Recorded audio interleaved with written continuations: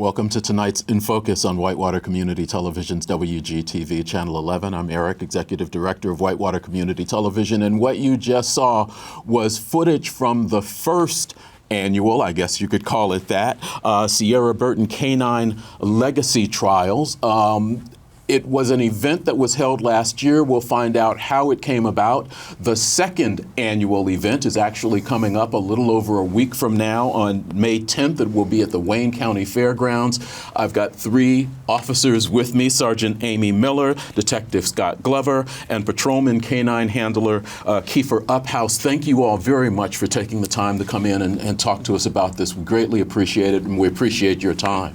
Thank you for having us. Amy, let's start with you and the foundation and how this kind of all came about to begin with. Can you start there? The foundation, it's called the K9 Officer Seara Burton Foundation. Family started it, my wife, Seara's fiance. We decided to start a foundation in honor of Seara. And what this foundation is meant to be, or meant to do, is we're going to give back. We're going to give back to canine handlers and canines throughout the country, which means that all proceeds that come from this event coming up will go to her foundation, to Seara's foundation. And this foundation, the proceeds will go to, let's say, a department needs equipment for their canines or their canine handlers. Mm-hmm. Whatever they may need, we would like to give back. This is for their safety, the canine handler safety, and just honestly to honor Seara. Can you talk a little bit about, and obviously those of us who have been around mm-hmm. know and understand, but we've had people move into our community. Mm-hmm. Can you talk a little bit about Seara's love of being a canine handler? Because this is how this all came about. So Seara first came on the department, that was her goal. She wanted to be a canine handler. And she achieved that goal. And she was paired up with Brev, K9 Brev, and she loved it. She loved being a police officer, but more importantly, man, she loved being a canine handler. And she was good. She was great. They were a great team, but she loved it. And we want to carry that on for her. I know people who understand and know the backstory have heard a lot about Brev. Can you just kind of update us on where Brev is, how Brev is doing? Brev lives with myself and my wife, Jai. He's doing amazing. He is. He'll be 5 this year. He's kind of beefed up a little bit. He's got a little, maybe a little chubbier. That's our fault, but he's amazing. He is, and we are blessed to have him. But he's doing very well. He's doing great. Scott, you are not a canine handler now, but you have been. Talk a little bit about your background and what brought you to Richmond and being a canine handler for the time that you were. Yeah, so I was in the military from 2003 to 2007, and during that time frame I was a canine handler for the United States Marine Corps. Once I had left there, for those many years that I'd done it there, I was a consultant for the government for a few years prior to getting hired on here with the department. So before I became a canine handler here for the department, I was fortunate enough to have quite a bit of experience to do that. I was a canine handler here with the department for a few years, and one of my my last canine here was actually Canine Bo, who is still technically in service currently. So unfortunately, I did have to give him up when I got promoted to detective. But it's something that was very difficult to do because it is a great passion, and it's the best job there is as a canine handler. So. Keifer, talk about you being a handler, how long you've been, and has that always been a goal or just something that you fell into and found? So I've been a canine handler for just over 2 years. I've had my dog Ski, and like Detective Glover said, it's the greatest job in the world. It's not something that you really fall into. It's something that you kind of have to have a passion for. Knowing Seara, I worked with Seara. We were hired together. Damn near inseparable at work, I would say. So when she said that she was putting in for it, I was like, man, that's awesome. It'd be cool if we could both end up doing it at one point in time in our careers, even work together as handlers. And when I had the opportunity afterwards, I was like, there's nobody else. I'm not going to allow anybody else to do this. Like, this is not my job. And luckily I was selected. I selected to pick my dog, ended up getting him, and ever since then the passion has done nothing but explode. I do a lot of training. I spend a lot of time with him. He's with me 24/7. He's actually with me here today. So he's always around me. I don't go almost anywhere without him. So we were talking off air, and the facial expressions, the reactions to a couple of the questions that I asked, when I asked what your dog is like, and somebody said, found one just like you. Talk about what finding that dog, and both of you please, talk about what finding that dog and creating that relationship is like. So right off the bat, you get about 15 minutes with each dog that you get an opportunity to look at when you go up and select your dog. And so it's almost kind of like an immediate connection. It's like a love at first sight thing with a dog, I would say. And immediately when I saw Ski, I got to watch him work a little bit. I got to watch him do some apprehension work, some narcotic work. I was like, man, that's him. I don't need to see any other dogs. That's the one I want. And then you get to take him for a little bit of a walk. And it's an immediate connection, and it only grows stronger. He's a very social dog. He loves people. He loves being around people. But if he runs up to you, he's like, okay, I gotta go find my dad. And it's just like a quick drive-by. He comes back to me. That connection it's something that you don't get anywhere else other than handling a dog, I would say. Personally, it's one of the greatest things that I think I'll ever be able to do in law enforcement. So it's one thing that we've been very fortunate about. So as a department, we purchased our dogs from Von Lake Kennels. It was just north there in Indiana, and they have some of the best dogs in the world, in my opinion. And they kind of know what type of dogs that we look for within our department. Very social dogs, and just an all-around great package. So it's sometimes it can be very difficult to pick which dog that you ultimately want, because they do have just phenomenal roster of dogs there to pick from. But just as Keifer had said, it's almost kind of a love at first sight. And I was kind of fortunate when I picked Bo. He was the first one that I seen, and I knew that he was going to be the one that I wanted. But I kind of told Danny, let's look at the other ones, but he's going to be the one that I want. And after about the third dog, I was like, all right, we're done here. I'm just he's mine. And they do instantly become a part of your family, because they are with us 24 hours a day. So not only when we're at work with our dogs, they're with us, but when we go home, we don't take them to a kennels or anywhere else. They come home with us, and they become part of the family. So my children, when they were young and stuff, got to hang out with Bo and my wife, and so that bond and that rapport that you have with your dog and that dog has with you is very strong. Is very strong. I asked you off air if taking the promotion to detective and not being a canine handler was a difficult decision. Yeah. You indicated it was pretty rough. It was one of the hardest decisions I've ever made in my life.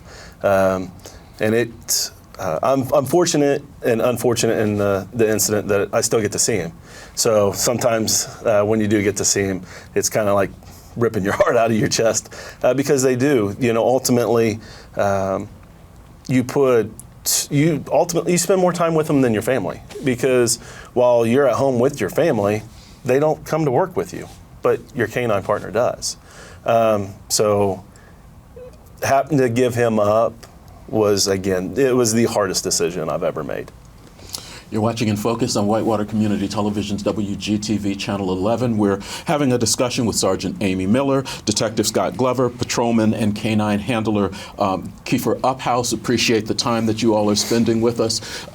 Amy, you've seen this relationship up close as well as with other officers. Talk about what that relationship of the officer, the dog, and the department as a whole is like in what it means, because we've seen even some of the smaller communities around Wayne County bring in canine officers and canine handlers. Right. So as you know, I've never been a canine handler, but as a officer working with these guys, you get attached to these dogs.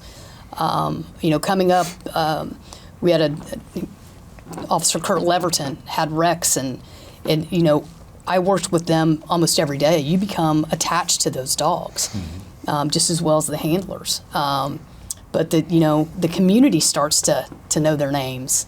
The community starts to know, hey, that's Keifer, he's got Ski. You know, and when Seara was here, Seara's got Brev now. You know, with our other canine handlers, you know, Sergeant Browse, he has Uzi. And with, you know, with Thomas Foster, he has Bo now.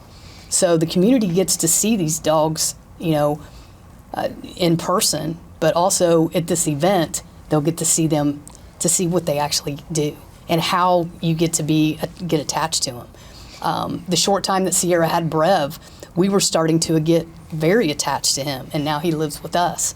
And the attachment we have with him is unreal.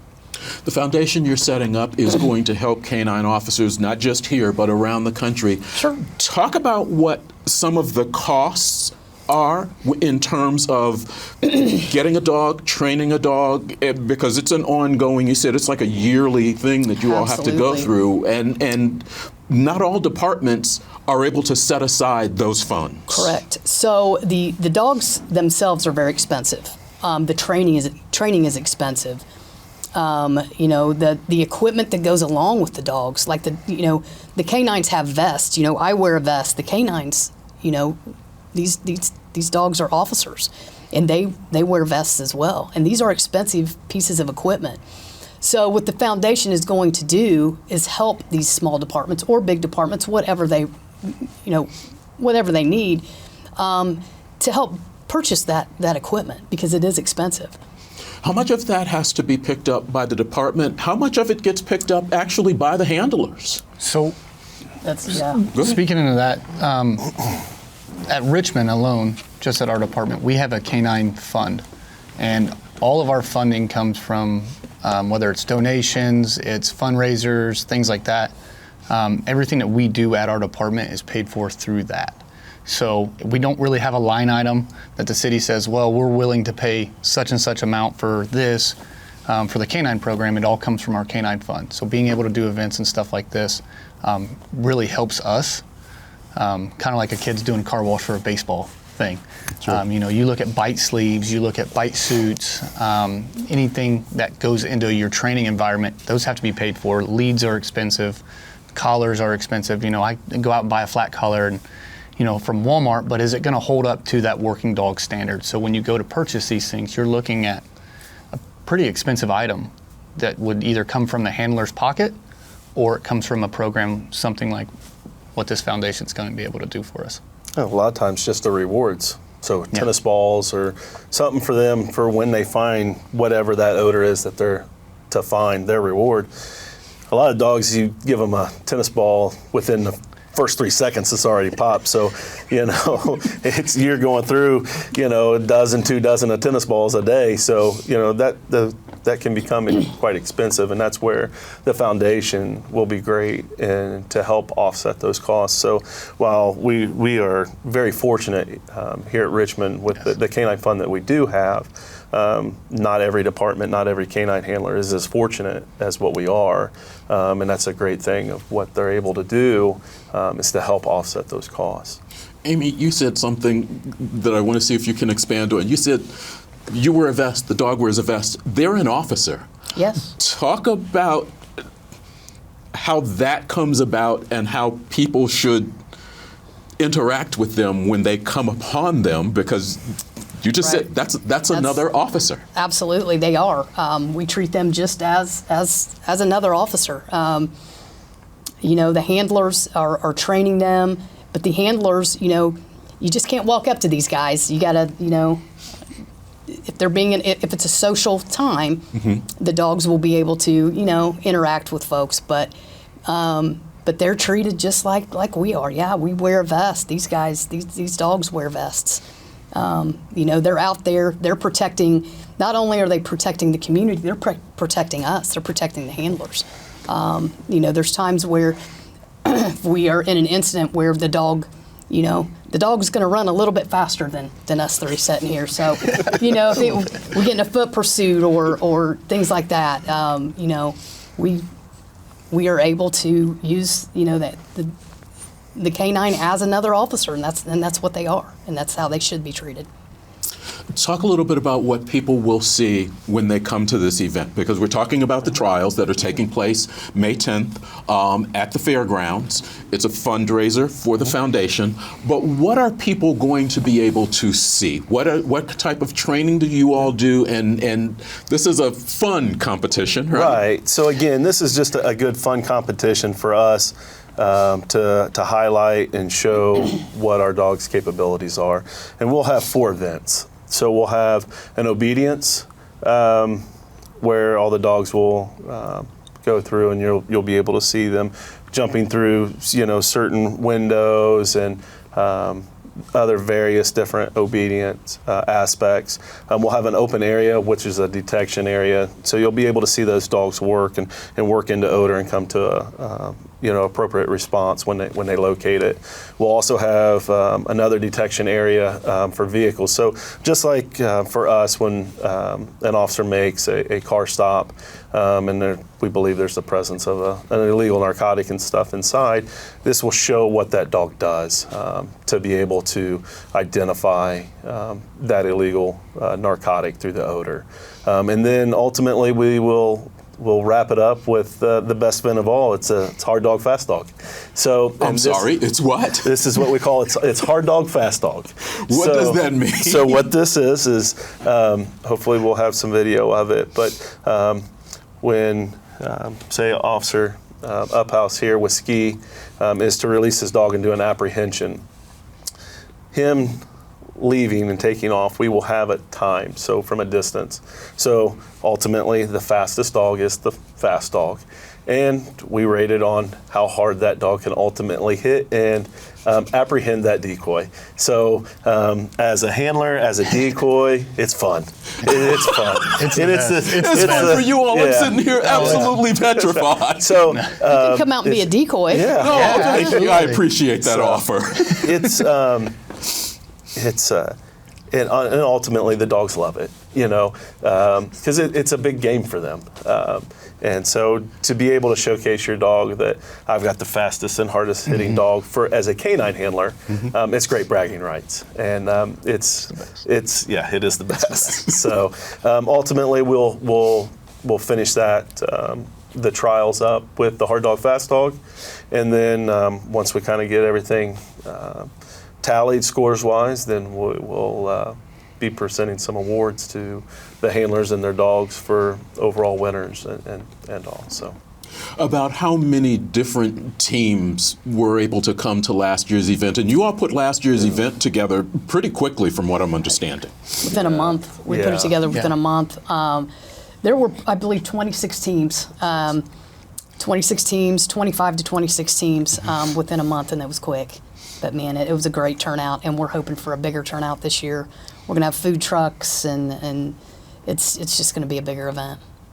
So. Talk, if you would, Keifer, about how much time you spend training your dog, because one of the things that you all are saying is the dogs get better. You all get better. You get better as a handler. So between your shift and the time that you train, talk about what that's like. Do you divide part of your shift for training? Is training done separately? How does this work? So a lot of different handlers do it differently. For us at Richmond, we do a minimum of 2 days a month, 16-hour days, or 16 hours a month of just strictly, it's a training day.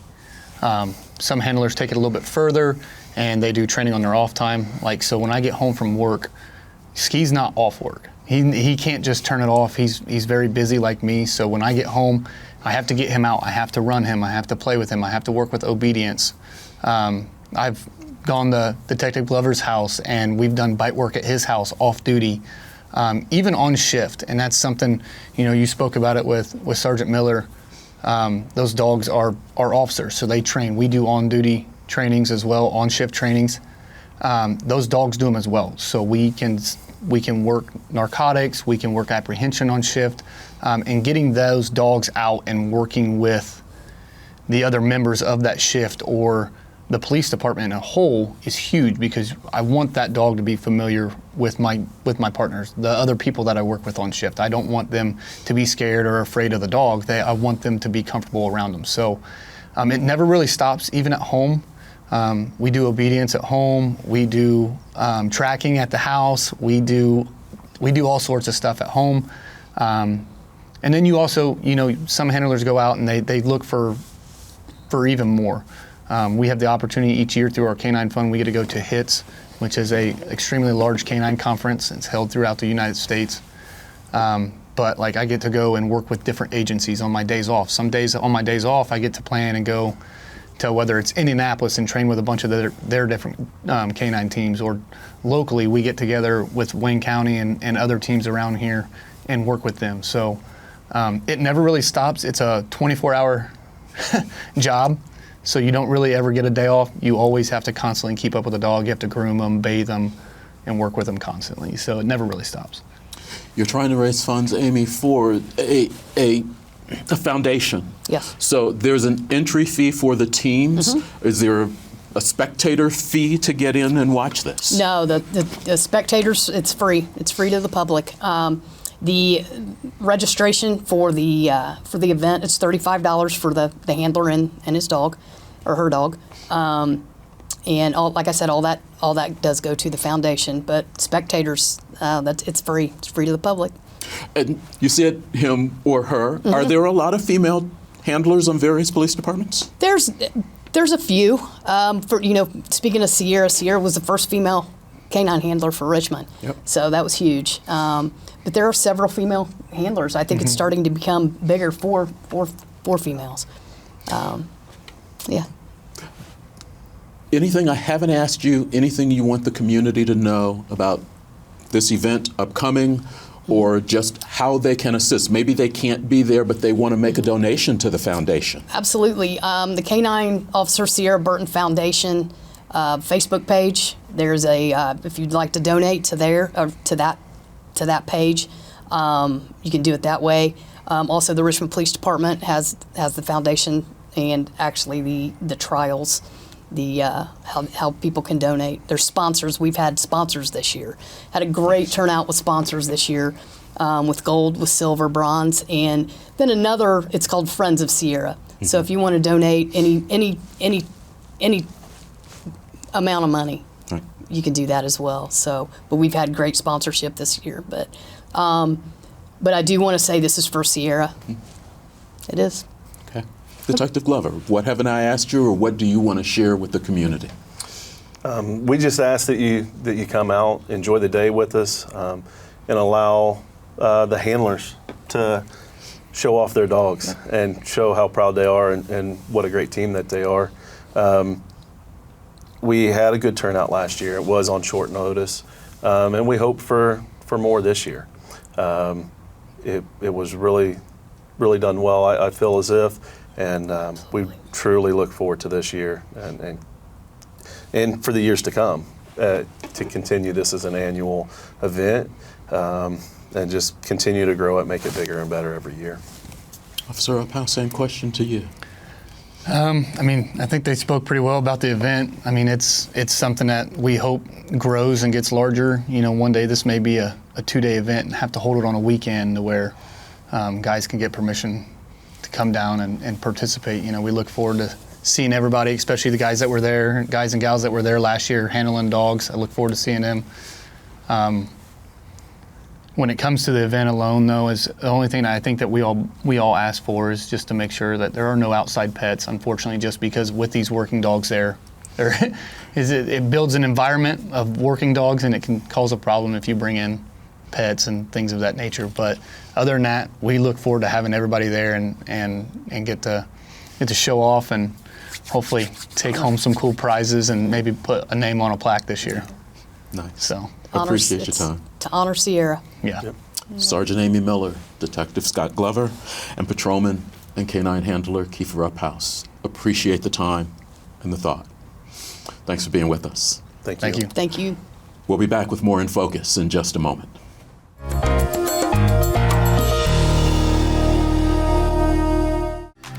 Hi, I'm John Duke with Wayne County Emergency Management.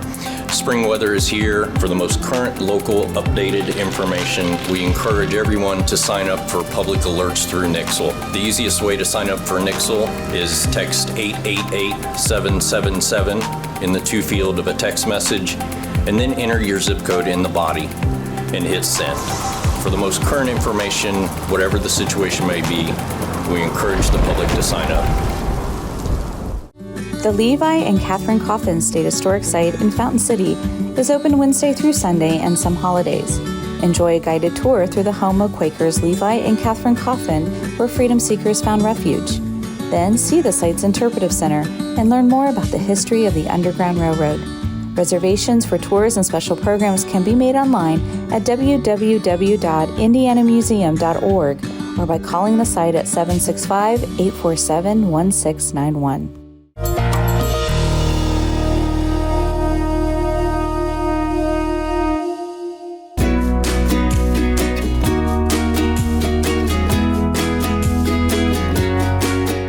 We hope that you have, to this point, enjoyed the sessions that have been brought to us by the Wayne County Master Gardeners. Beth Treaster has taken us through the first few, and now she's gotten me to sit down with her as if I really need to be in this and kind of just start to do a little back and forth about some of the things. Beth, thanks for joining us. Well, thanks for having me. I love to talk about gardening. I can tell. And I want it to fit you, though. It's not about what I want to eat, it's what you want to eat. So, I have a question, Eric. Okay. If you could grow any vegetable and difficulty was no issue, what would it be? Ooh, that's interesting.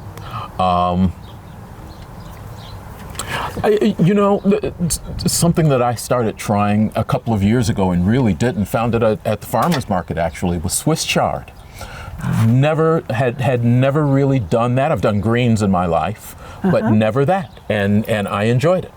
Oh, well, Eric, we did not plan this, but it's kind of like you set me up for that, because that's the first thing I was going to talk about was Swiss chard. Okay. So, to those of you who are watching, you want to grow, first of all, what you like, but you want to grow what's not too difficult. Well, I'm here to tell you, the most easy vegetable of all is Swiss chard. It has no pests. I've never seen a rabbit touch it. In fact, I have a pet rabbit and he won't eat it. It grows all season long. You plant it in the early spring and eat it until hard freeze in December. It produces over and over and over. You harvest a lot of it, leave the plant, and it just makes more leaves and more leaves. And last thing about Swiss chard, you don't have to fertilize it. It needs no fertilization. You can put it anywhere and it'll grow.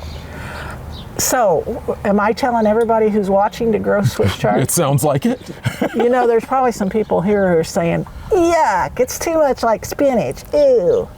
And we're all working on that, right? Choosing foods that are more nutritious, and we all know we need our greens. But probably Swiss chard's not going to be the first choice. What is? Well, tomatoes. The most popular vegetable in America to grow at home. And with good reason. I mean, who doesn't feel joy when they bite into a vine-ripened tomato?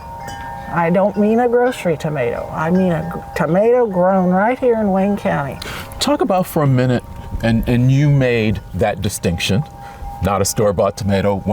Talk about for you, somebody who's done gardening, what's the difference between the two when you bite into it and what you taste? What gives a tomato its flavor is staying on the vine through the heat. The hotter, the happier they are. And through whatever conditions you have there until the peak of ripeness, and then picking it. Store-bought tomatoes are always picked green and then ripened with chemicals, the gas to get them to turn red. No comparison. No comparison. Okay. So am I saying that everybody watching this should grow tomatoes? Probably. Pork producers would like you. There'd be a lot of BLTs eaten. Yeah. The thing about tomatoes, though, they're not too hard as far as planting. They're not hard to grow, but they are very susceptible to disease. Mm-hmm. There are many tomato diseases. We have them all in Wayne County.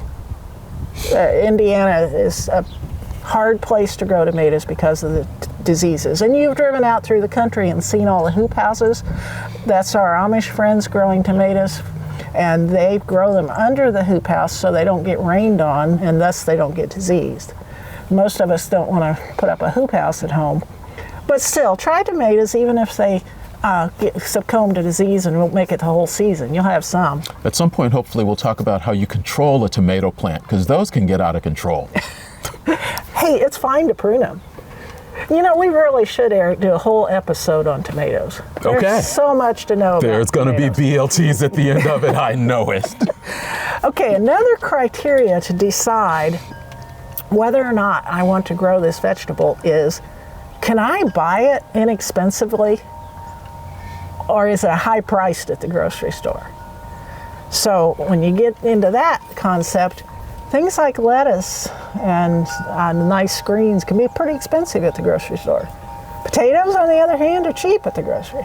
Okay. So if you're limited on space, maybe you won't grow potatoes.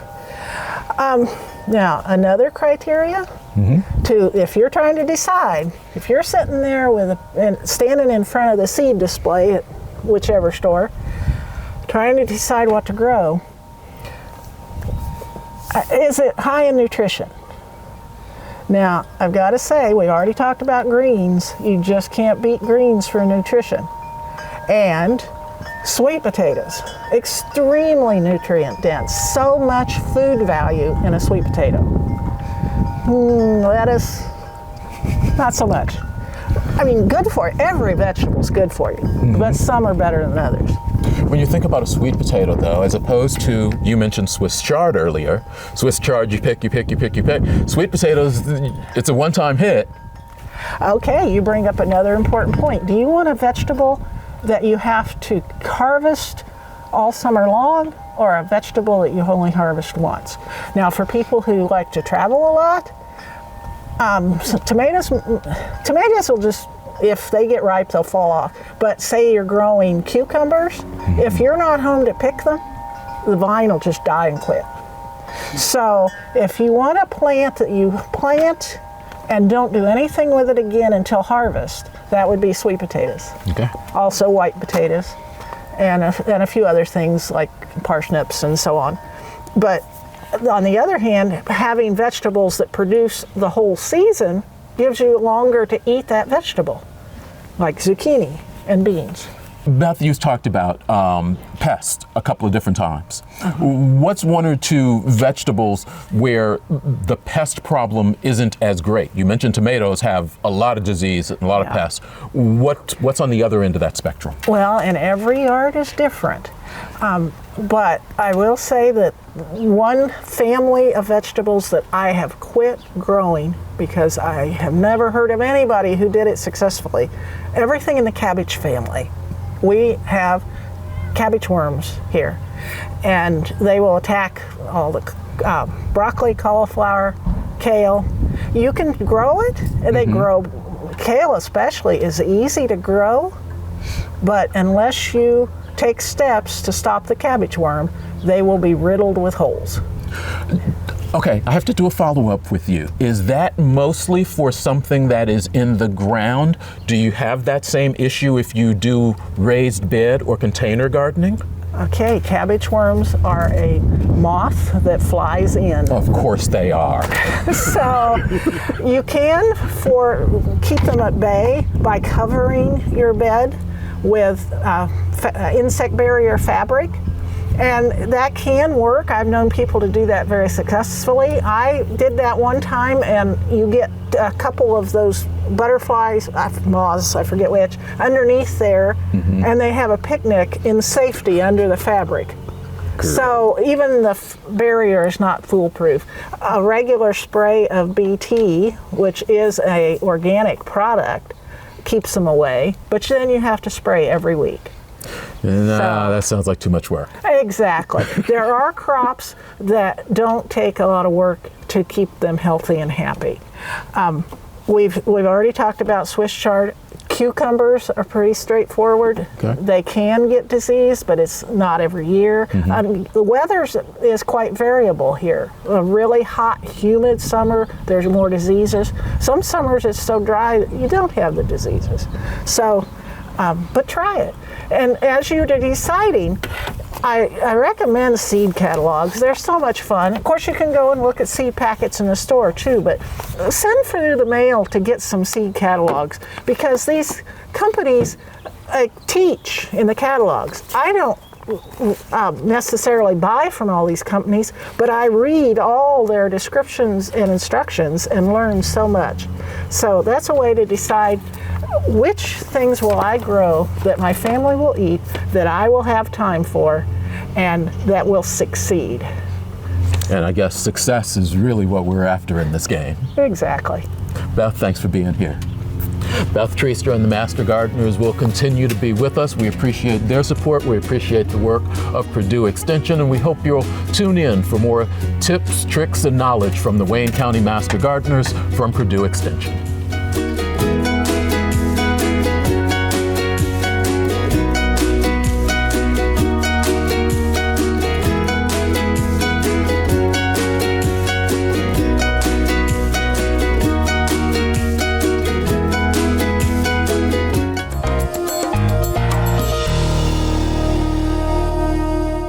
SmartHub is a web and mobile app that allows you to do business with us like never before. You can manage your account, view and pay your bill, monitor your uses 24/7, report outages, and receive important notices, all in the palm of your hand. You will be able to save time and money with features like paperless billing, auto pay, and much more.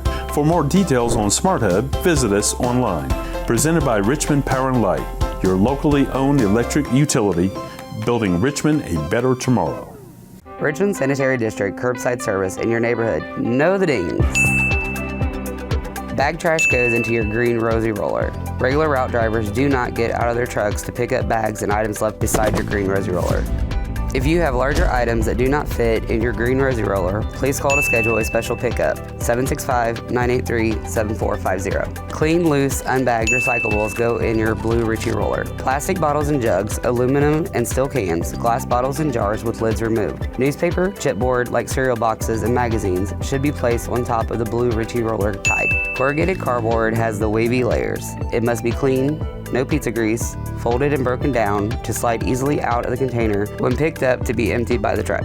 Questions on the curbside containers? Please call Debbie Tevis at 765-983-7456. Richmond Sanitary District. Our goal is to grow.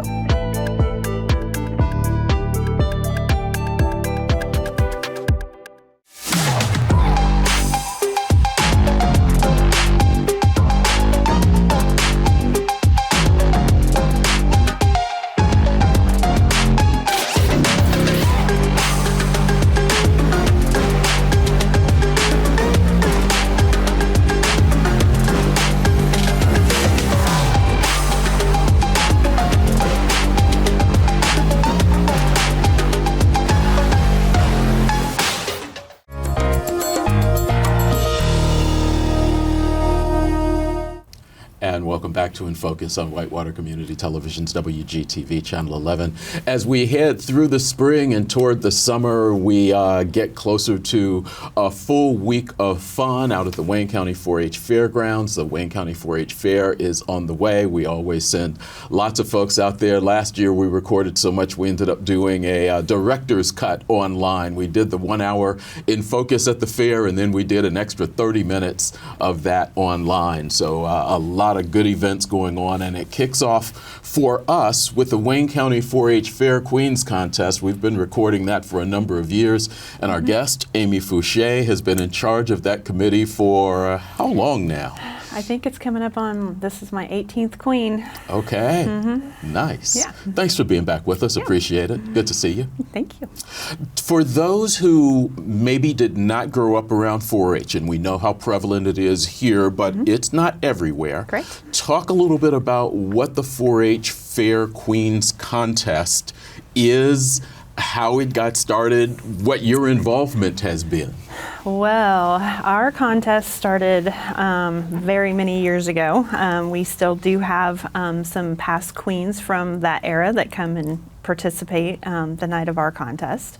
But the whole consensus of having the queen is for them to build the ability to converse with people that are typically outside of their normal daily activities. So during the contest, they learn how to do interviewing for jobs, any type of situation where they would have an interview. Sure. We now include speeches because State Fair added that to their curriculum. So we added speeches several years ago. And then they also do impromptu kind of scenarios. Our girls are out there at the fair every day, all day long. They go in different shifts. But at the fair, they participate in handing out trophies and ribbons to livestock winners, horse and pony. They even help at the Coleman Center. They do a variety of different things that puts them in front of people that they don't necessarily always converse with. So it builds that confidence a lot. We say we're a contest/pageant, but we are not a beauty pageant by any means. The majority of the girls' scores come from their ability to be able to have conversation. Okay. This starts for some very young. There are various age ranges. Talk about what those are for folks. So we actually have a little Mr. and Miss contest the week of the fair. That starts at 6 months old up to 6-year-olds. Okay. They are not, they don't do anything during the fair, but they do earn a trophy and some little gifts and stuff. So it's more for fun. But then we realized that we were missing the age group because the queen that goes to State Fair can start at, they have to be 18 to be eligible to go to State Fair. Okay. So we realized we were missing this huge gap of girls. So we started our feeder program, which is our junior division, and those are our 7, 8, and 9-year-olds. And then we have our preteen division, which is our 10, 11, and 12. And then we have preteen that is 13, 14, and 15. And then we actually put our 16 and 17-year-olds in our queen category for different reasons. As far as a 16-year-old going up against a 13-year-old isn't necessarily fair and equal. But the 16 and 17-year-old girls can then use those years as kind of practice years to get them ready to actually compete for the crown to go to State Fair. They have to go through a series of workshops, things that you all want them to know, things that they need to know for the contest, and then eventually there's the handoff to the state. Yes. Talk about the registration because it's going on now. You already have some applications in. So talk about what your deadlines are coming up and how folks can find out information if they've got a young lady who might want to be competing. Sure. We, our final deadline is May 18th. That is our orientation day. So our applications can be found on our Facebook. It can be on our website. You can also contact the Extension office. I believe it's even posted on the Wayne County 4-H Fair's website. Every 4-H leader has the ability to obtain that information. Even calling in the Extension office, they'll give you my contact information to reach me directly. So lots of different ways of finding the information. We do have orientation. Everything we do is optional. We don't require the girls to attend anything, but obviously it's very helpful if they attend. The more they attend, the more information they get, the better they understand things. Orientation is kind of built for for them and a parent. It kind of outlines what the rules and responsibilities are, because if they find that they want to do this, but then they get in there and it's more commitment than they think they can do, or something that this is not what I thought it was going to be, that is the time to bail out. So, but other than that, we do have 4 workshops. What we do at workshops is we kind of do mock interviewing, and we help them with the ands and the ums and the likes when they like to talk. Eye contact, being in front of people. Again, there's about 10 of us now on the committee. Those girls probably don't know any of us. So in order to sit down in front of one of the committee members and actually practice doing interviewing is helpful. We teach them about walking on stage. There is a difference between walking on carpet versus walking on hardwood. We have some girls that bring their dresses, want us to look at what they're wearing. Is this appropriate? And we talk about age-appropriate clothing, jewelry, makeup, that kind of thing. So again, it's optional. We have some girls that hit every workshop. We have some that are lucky to get there the day of contest because of sporting events. So we try to work our way around and help all the girls as much as possible with what they want to put into it. Talk about, for the parents again who might not have seen this, been involved in this, what is day of contest like? Well, day of contest is kind of easy breezy for mom and dad, because they get to drop off their daughter and leave them with us for most of the day. The day of the contest is actually closed to the public until that evening. So the girls or the guys, we do take some gentlemen. We've had a couple in the past in our younger divisions. It doesn't say that it has to be female, so we are more than happy to take the gentlemen as well. They get dropped off. We do preliminary interviewing and modeling in the morning, and then we take a break, and then the parents can come back with their child in the evening. They get to sit in the auditorium and watch the crownings of everybody else. What do they go through that night? The night? Yeah. What do they go through that night? What routines? Is there a routine that they have to do? Do you try to get them all doing anything together? They all panic if we say we're going to do a dance. They're all like, we can't dance. We kind of have a fun little opening with the girls. We try not to make it, too stressful. It is supposed to be fun. We had that discussion last night of what we wanted to do to make it fun this year. The younger 3 divisions pretty much are done with judging from the morning, so they're coming back that evening just for crowning. But we do wrap them into the opening and getting them on stage with the lights and not being able to see past the first row, that kind of fun stuff. So the queen category is really the category that is still getting judged. So they are still being judged in their formal wear. Their speech and their impromptu is done that evening. So we don't know who our queen's going to be until the end of it. Talk a little bit more about the young men that get involved in this, because normally there's 1 or 2. Where do they actually fall into these categories, and what would their roles be the week of the fair? They don't have the opportunity to go to the state fair. They actually do. Talk to me. Yes, State Fair changed their rule several years ago that they will take a gentleman. Right now it is Miss Indiana State Fair, but they are completely prepared to change that title. Bobby Bates is the director for State Fair. Every year we have this conversation with directors, and she's just waiting for that first guy. So they are prepared for when that happens. So there are some county levels that still don't accept gentlemen to the extent. We have opened that up. We had a boy that participated. He was in our junior division, and he was our junior king. We had a crown for him, we had a sash for him, and he did what every other queen does at the fair. He went and handed out trophies, sashes, all of that stuff.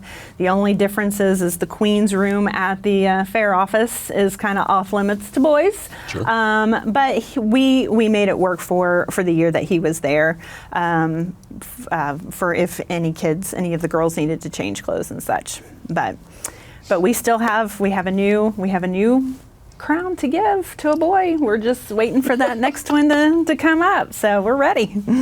You're watching In Focus on Whitewater Community Television's WGTV Channel 11. We're having a chance to spend some time with Amy Fouche, who is going into her 18th year with the Wayne County 4-H Fair Queens Contest.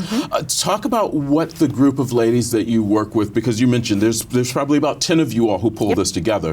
This is almost a year-round event for you all, I would imagine, based on what's going on. So talk a little bit about your group, how you all pull this together, and are you looking to expand this group in any way in case somebody's hearing this going, you know, I used to do something wherever I lived? Sure. Well, when I came onto the committee, there were three. There was a committee already. There are three of them original are still on the committee now. Okay. And then since then, I've slowly recruited some of the younger ladies that have been past queens, trying to get some young blood and us not die off completely at some point. So we've slowly grown. We were about 5 or 6 when I first started, and so now we're about 10. And everybody kind of falls into this different roles of doing different things. Everybody kind of has what they do the night of the contest versus what we do working our way up. You know, one specific person may be responsible for ordering crowns and sashes. Another one may be responsible for reaching out to all of our past queens. So everybody kind of has a role in what we do, and it always seems like chaos until the day of, and it all seems to come together great. I've heard people talk about 4-H through the years, and 4-H isn't something that I was involved in growing up, but I've talked to people who have been involved in it. There is a camaraderie about 4-H that keeps people united. Talk about what that's like in terms of the Queen contest itself, and then how the girls spend that week together and bonding, because I've had a chance to see it, but talk about what that's like during that week, during Fair Week. So because we follow State Fair rules, State Fair does not require the girls that we send to State Fair to be a 4-H'er. So we will accept non-4-H girls that want to participate in the program, because we do have a small scholarship of $500 that our queen gets to use for whatever college that they attend. So we have had some girls in the past that have been friends with a 4-H'er that just want to come and hang out with their buddy for the day or whatever. But the girls that, whether they're 4-H'ers or non-4-H'ers, we get girls that come in from other schools that are 4-H'ers, but they still don't know anybody when they get there. So by the time you hit contest day after orientation and 4 workshops and then spend an entire day at contesting, everybody has a friend and has a buddy. And then when you spend a week at the fair, these girls are like big sisters, little sisters. Nobody ever travels alone. We are constantly, you see one, you may see them all. It's just they kind of go in a group. What is great is contest day, when you look out and you see past queens that don't even necessarily live in Wayne County anymore are coming back and coming up and saying, hey, what can I do to help? Can I help organize? Can I help do this or do that?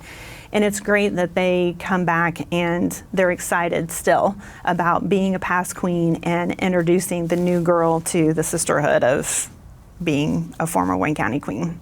They end up being mentors too, because there are a number of young ladies that I've had a chance to talk to through the years that we've done this, who have been in the contest multiple years, 4, 5, 6 years. They've never quite made it, but they keep coming back. They keep learning. Talk about what that's like for them, and what some of these young ladies actually get a chance to learn and experience.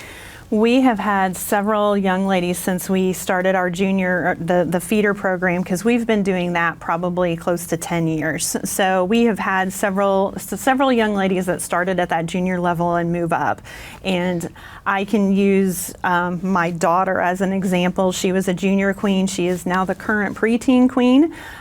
She personally takes it as her mission when she goes to practices that preteen, that is her division, those are her girls. She wants to coach them.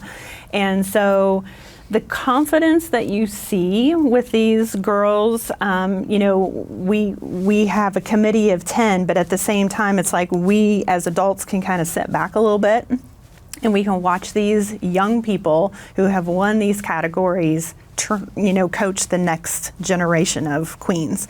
And, we can step in once in a while, or they'll ask, I can't remember how this worked. But for the most part, I mean, these queens, these past queens are coaching the next generation.